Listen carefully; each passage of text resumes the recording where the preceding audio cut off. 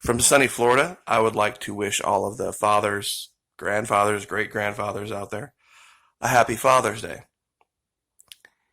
Being a father, of course, is a choice. And the longer you are one, you see that it's a series of choices. So many things happen in life that are out of our control. All we can do is choose the right way to react to those things. And that's really what being a dad, being a father is all about. Making the choice. Sometimes not the easy one, sometimes not the convenient one, but making the choice to continue to do the right thing and be a present father and influence in your children's lives. And that's the key. Now, I had a discussion earlier with my two daughters. They're grown, they're adult, mid-20s, about situations that are happening in the world and what may come, what might be a result of it. It's a great contrast to show Florida versus Seattle. How Washington State, that city, Seattle, has made their choice about how they want to handle things. And how here in Florida, even though we're still all the USA, quote unquote, we've made very, very different choices. The mainstream media has loved to overblow this idea of this quote unquote uptick in COVID. Just to give you the facts, since March, there have been 80,000-ish cases. Grand total. March, April, May, most of June, 3.5 months. 80,000. The population of our state is about 22 million. So, ballpark, 99.6% of Florida has never, ever, in the history of ever had COVID. And you can do the math. 22 million, that's 100%. 2.2 million is 10%. 220,000 would be 1%. And only about 80,000, which is roughly a third, maybe a little more, roughly a third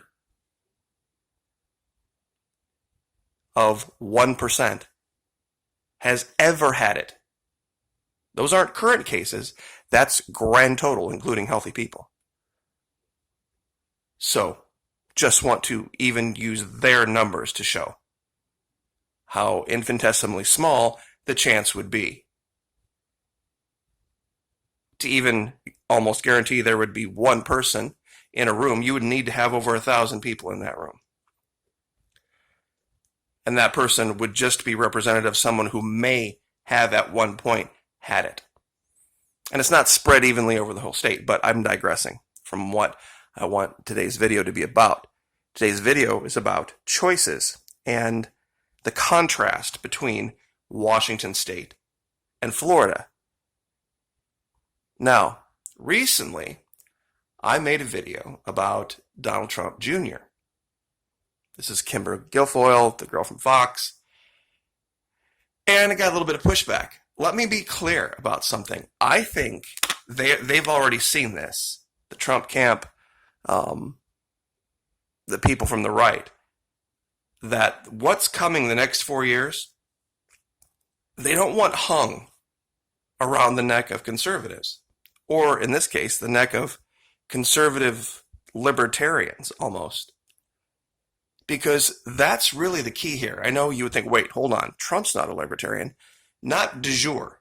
In law, absolutely not. But de facto, the way the last 3.5 years have gone in this respect, Mr. Trump has acted a great deal more like a libertarian, allowing Washington State, California, to act in whatever they believe to be their best interest, and then also showcasing places like Florida, Texas, more conservative places, allowing us to act in our own best interest, and then allowing the contrast to occur.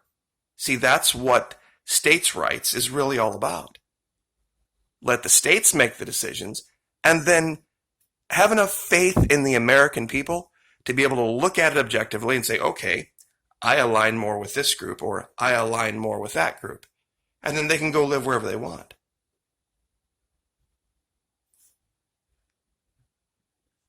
So this is why I'm kind of almost on the edge of possibly endorsing this guy.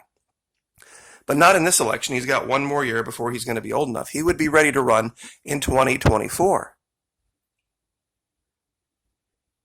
But he would do so much better if Biden had this next 4 years, because so many things have already been, the groundwork has already been laid because of the huge global shutdown.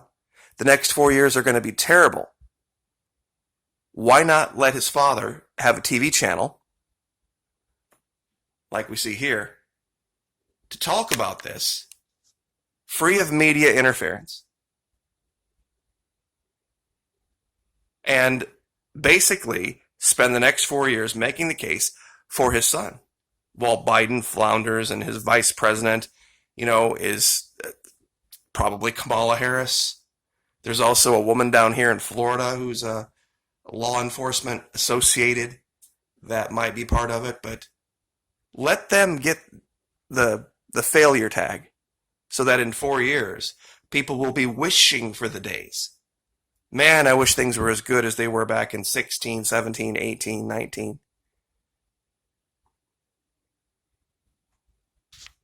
Because this is what it really, truthfully, all boils down to.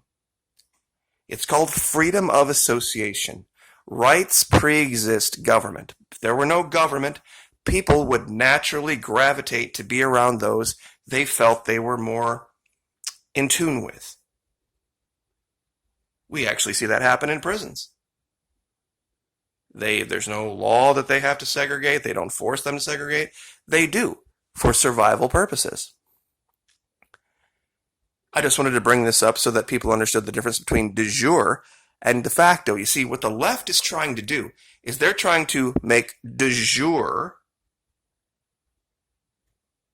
meaning in law, their utopian version of the world where everything is spread out all nice and even and everybody, lives in harmony in the kind of their little Star Trek universe way of doing things. And trust me, it's all about that.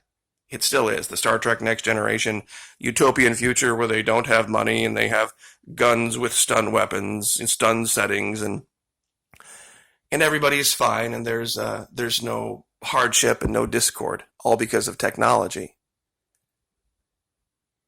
Because there's two ideas that cannot exist in the same universe.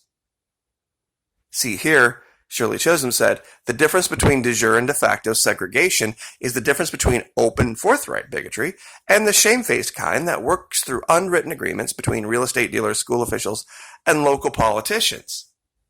See, freedom from discrimination and freedom of association cannot exist in the same universe. Let me say that again. Freedom from discrimination and freedom of association both cannot exist in the same universe.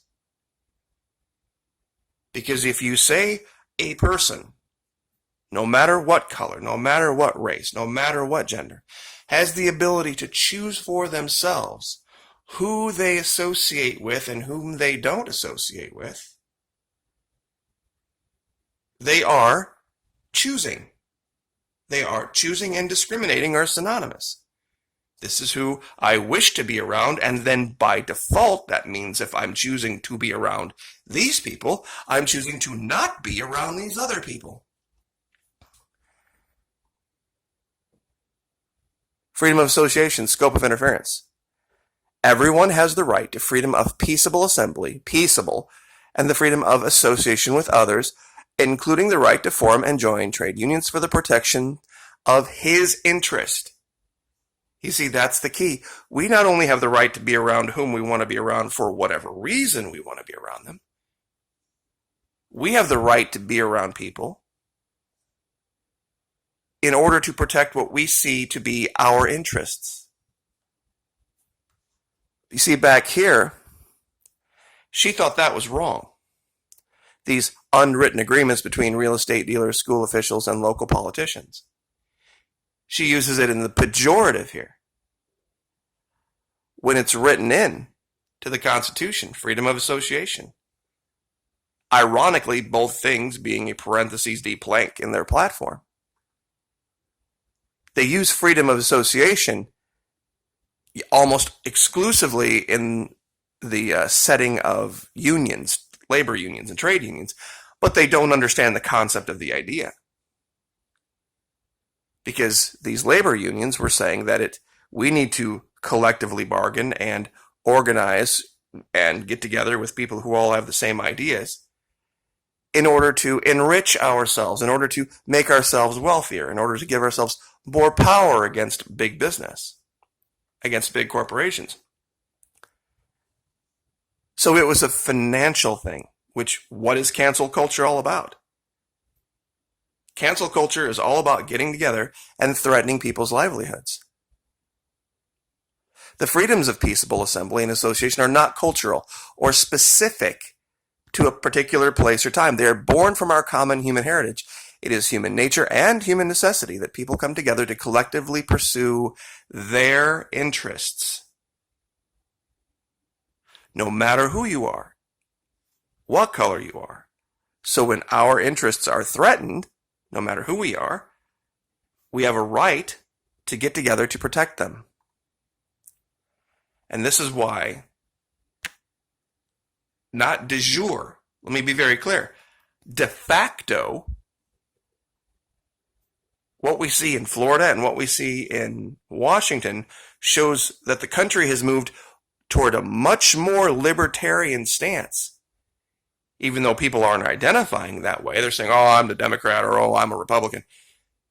On the ground, operationally, we are balkanizing, and I don't say that in a bad way. Texas is doing what's good for the people of Texas. California, likewise. Washington, Florida, Ohio, Michigan, whomever.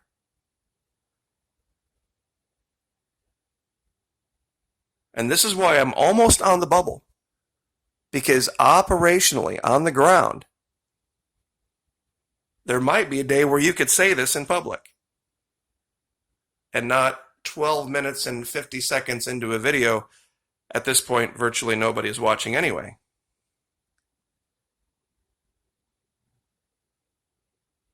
So I just wanted to talk about this today. I wanted to reiterate that in the future, even though this guy might be, wearing a parentheses R around his neck, he might be the architect creating the situation that allows the states to really de facto, not de jure, de facto operate as if they are parentheses L, meaning libertarian, meaning Florida does what Florida thinks is best for Florida. And that's really what the goal of this channel has always been. I thought that having a libertarian president in D.C. at one point was the answer for this, but that was pre-COVID, pre-BLM, pre-coming collapse. So, anyway, I will leave that there. Like, share, subscribe, and we will see you next time.